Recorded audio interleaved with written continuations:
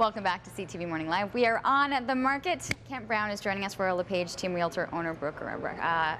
It is wonderful to have you here. Well, Leanne, it's a pleasure. And we finally get to chat. Usually Kurt gets to chat with you, but usually ours is done in board meetings and stuff. Well, this is nice. We're together on the Ottawa Snowsuit Fund, and this is great. Great to be here.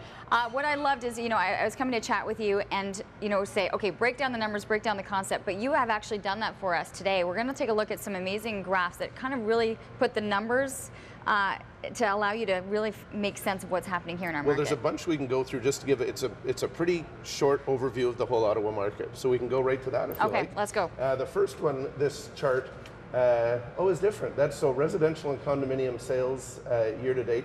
Just to show you that residential properties outnumber condos 4-to-1. So you'll hear often that the average sale price is $360,000, where in fact, if you look at the actual homes, it's about $390,000. So when you factor condos into that, it brings it down. So the average condo is $263,000. So we can flip to the next one.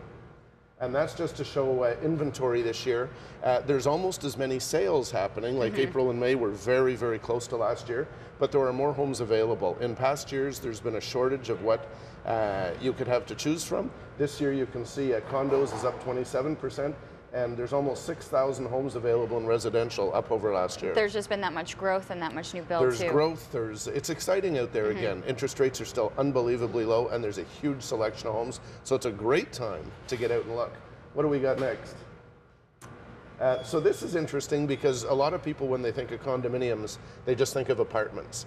And you'll actually see that the split between condominium apartments and condominium townhouses is actually 50-50, which surprises a lot of people. And you can see the average condominium apartment is almost $300,000, whereas the row units are a little lower than that and average $230,000. We look at them as a condominium. Is it when you're paying condo fees? Is that when you start to kind of see the comparison or how different they could be? Yeah. There's even some freehold houses on private streets or lanes where you pay a small association fee like a condo fee, but this is just row units versus apartments. 50-50. Yep. And what's up next? Residential sales. This is interesting because if you're in a different style of home, whether it's a split level or a semi-detached or a row unit that's residential, you'll notice here that 83% of the homes that sell in the city are either 2 stories or bungalows. So when you've got a home that isn't a 2-story or a bungalow, you're dealing with a little smaller segment of the market.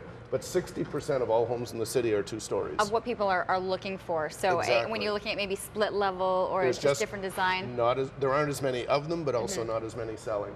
Next up, this is just to show where the units break down in a year. So if you see the first 2 categories, 300,000 to 500,000, is 54% of the market. So the huge percentage of the market is between 300,000 and 500,000.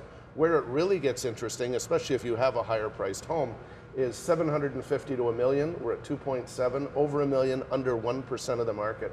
So if you have a home over 750,000, you'll notice only 3.4% of the houses fall into that category. So it might take you a little longer to sell, and you have to be really tight on your price. And how much movement are we seeing that people are actually able to jump in salaries or having something that puts them at that level where they can get into that percentage? It's very few. Well, again, it depends on, is your house selling at the low? Like most people are moving up and then they move into condos. It's a good flow, but the upper market won't sell until the bottom is going as well. What did we have next? I'm trying to. This was again the condominium price range. Over half the market is under 250,000, and again under 1% is over 750. So if you're over 750 in the condo market, it's only 1 in 150 that actually go there. Those are people that are leaving those $1 million homes and then might be kind of downsized and looking for a little bit of a change. Well, we didn't leave $1 million home, but we downsized from a little home behind IKEA into a Westboro condo, and it's a dream life. You're enjoying it. I absolutely love it. Will we see, do you think, a different change in the percentages, or this has been a pretty steady, we're seeing the numbers staying pretty steady as to the movement with the condos? Yes, and I think it's going to continue. A lot of people, when they're empty nesters, often may have a vacation property or something down south, so they have the freedom. The condominium gives them the freedom to enjoy more avenues like that. It often brings you also in Westboro. My wife was born and raised there. It's her dream. I mean, you look out the window, we watch Westfest, we enjoy it. I think a lot of people are, are looking at that area and kind of going, that's a dream. It's a great spot. It's remarkable to see. Thanks for breaking the numbers down. I think Pleasure, it gives people Leanne. a great perspective of what we're seeing right here in our city.